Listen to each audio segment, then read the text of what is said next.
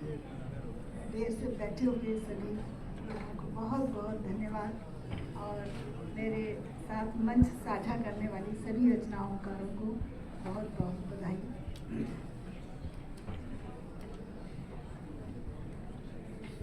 आज के कार्यक्रम की विज्ञप्ति में राजकमल प्रकाशन ने 21वीं शताब्दी को स्त्रियों की शताब्दी कहा है। हम शताब्दी की चौथाई की सरहद पर हैं, यानी अभी 75 साल बाकी हैं। मेरी आंखें बाकी के 75 सालों पर टिकी हैं, लेकिन मेरे उपन्यास जहाज 5 पाल वाला का कथानक पीछे के 40-50 सालों पहले की उन स्त्रियों से संबंधित है जो पिछड़े परिवेश से निकलकर नए सरोकारों से जुड़ने की छटपटाहट से भरी है। वे कोई महान हस्तियां नहीं हैं, बहुत आम हैं, लेकिन वे कथित समाज का प्रतिनिधित्व नहीं करती। वे संघर्ष करती हुई हैं तो विचलन का भी शिकार है। उनमें साहस के साथ साथ डर भी है।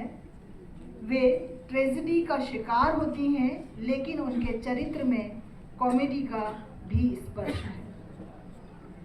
महाभारत का नाम लेना आत्मश्लाघा की पराकाष्ठा का शिकार होना है। फिर भी मैं इस बात का उल्लेख करना चाहती हूँ, बात नई नहीं है। औरों ने भी कहा है कि महाभारत की स्त्रियां वास्तविक चेतना और व्यवहार की स्त्रियां हैं। मैं महाभारत का आदर्श गढ़ने की कल्पना नहीं कर सकती हूँ, लेकिन तुच्छ नकल करने की कोशिश तो कर ही सकती हूँ। इस उपन्यास की रचना प्रक्रिया में ये बोध सक्रिय रहा है। मैंने जिन स्त्रियों का चरित्र गढ़ने की कोशिश की है, उनके पीछे कालिदास की शकुंतला नहीं, महाभारत के शाकुंतलोपाख्यान की शकुंतला है। आदर्श वही है, पर मेरे उपन्यास में वैसी ऊंचाई दूर दूर तक नहीं है। महाभारत में शकुंतला ने चक्रवर्ती नरेश दुष्यंत से जो कुछ कहा, उसकी स्मृति हमारी चेतना को झकझोर डालती है।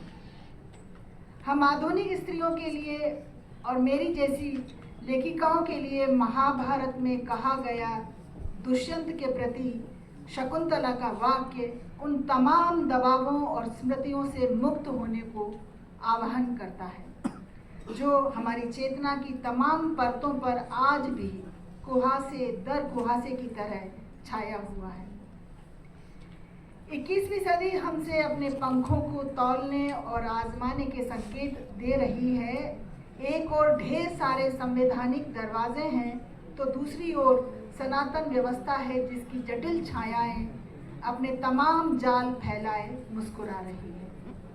हमारी नागरिकता, हमारी स्वाधीन पहचान, पुराने और नए के बीच हमारी तर्क सम्मत कार्यकारी भूमिका, हमारे घर परिवार, मानवीय रिश्ते, हमारी अपनी संभावनाएं, ऐसे सवाल हैं जो हमें प्रश्नों के चौराहों पर किसी असमंजस में पड़े राही की तरह ला खड़ा करते हैं कि हमें कौन सा पद चुनना है, किसे छोड़ देना है।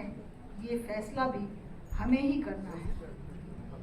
पर इससे भी अधिक जटिल ये कि हमारे अपने उन संस्कारों के प्रति हमें कौन सा रवैया अपनाना है, किस तरह उन मोहों से निपटना है जो हमसे अब तक हमारा व्यक्तित्व छीनते और मिथ्या संतोष देते रहे हैं। अपने लेखन में मैं इन्हीं प्रश्नों से निरंतर जूझती रही हूँ। इनमें मुझे कितनी सफलता मिली, कितनी लांछना, कितनी शाबाशी मिली, कितनी प्रताड़ना, इन सब का हिसाब अपनी जगह है।